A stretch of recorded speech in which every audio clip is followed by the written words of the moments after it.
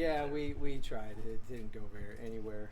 Yeah, it was like taking a shot and getting blocked immediately. So I'll be take my medicine and sit out the first two. I'll have to watch it with Hennessy up in the booth or something. If they don't let me up there, I'll watch it from the hotel bar. Who knows? Are there plans in place to replace you while you won't be coaching those first two games? Hennessy's going to be the head coach. Yeah. He's going to run the offense, and I thought that's what BP was for today. That's right. We're all going to earn It's our a tryout. spot. Yeah, we'll see who does the best, and yeah, it's a tryout. No, I mean, you've got Nick Schnabel and I have been together for 13 years now, and he's could have been a head coach a million times over. So he's turned down a lot of good jobs, and he's one of the best assistant coaches in baseball. And it's not just me who thinks that. He was the National Assistant Coach of the Year in 2019. And then obviously Jimmy Bellinger is widely regarded one of the best pitching coaches in the country, and so we'll be in good hands, plus the rest of our staff. So I don't worry about that at all, and I also trust our players. Our job sometimes as coaches is to eliminate our job. If we do what we need to do in training, then the games, that's where the players can be about them. I guess in terms of the transfers, Gaffney, Priest, Pano, how they kind of enter the equation? What do you expect them to bring? They're all awesome.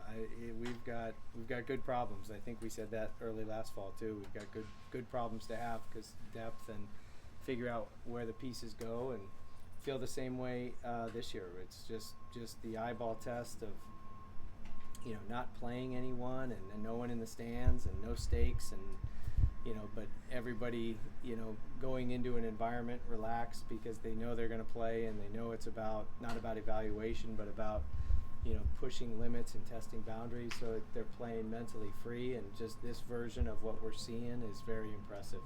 We have a no shortage of talent from the neck down, but that we all know that that's only part of it, and their abilities from the neck up are going to determine how long we get to play. When we earn our way into the postseason, the neck up is going to a lot of times be just as important as their ability neck down.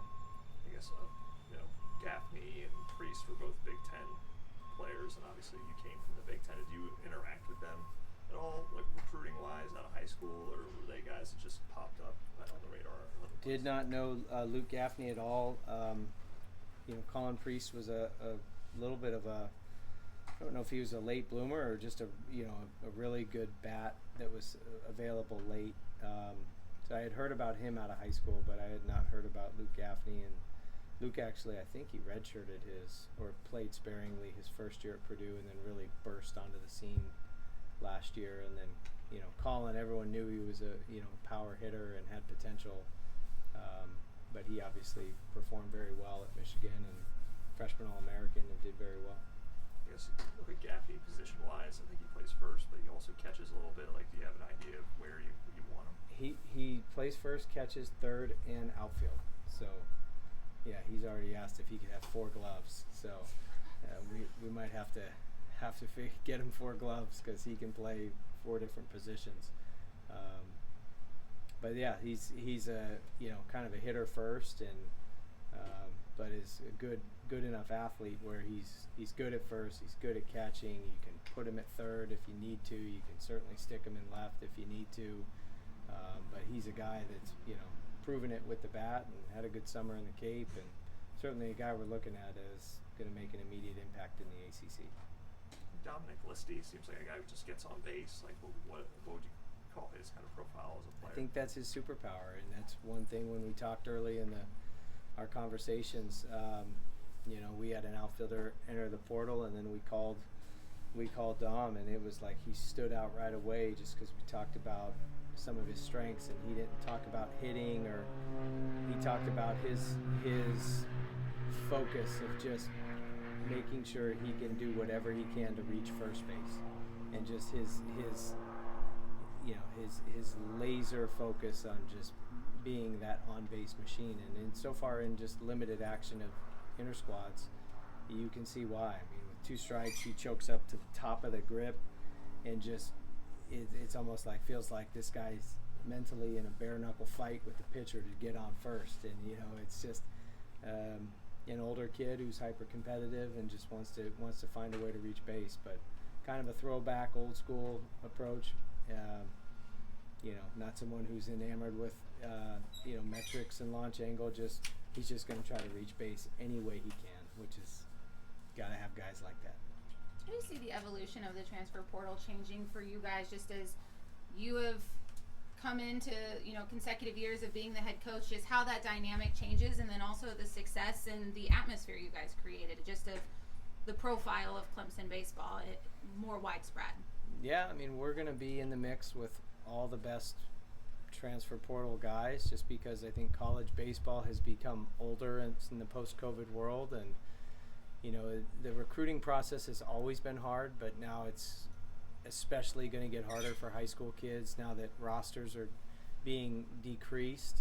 And I think coaches by default, the reliability of the stats at the high school level compared to the reliability of knowing the competition of a kid in the portal and knowing what conference he played in, what division it is, and so on and so on, and just having an older guy that's more proven. There's a lot of reasons to like the portal, but that being said, we still are going to be a program that builds our program with high school kids and develops high school kids. But for all the other reasons, though, the portal's very attractive for the right kids. We passed on a lot of kids in the portal that were very talented physically, but for whatever reason just wasn't the right fit for what we're trying to build here from a culture standpoint. We have time for one more question.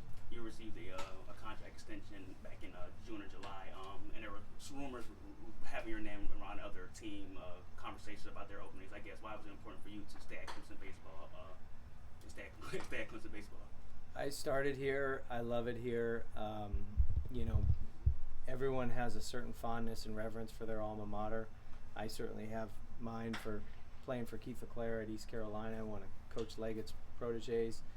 But I got to start here, and the start here was to get paid in Gatorade bars and T-shirts, and to wake up every day excited about coming to Clemson, and fell in love with Clemson. And that never changed. That never wavered, and this was always a destination to aspire to come back to if the stars were to align, and that it could happen the right way. Not with Coach Leggett being let go, right? That's not the way.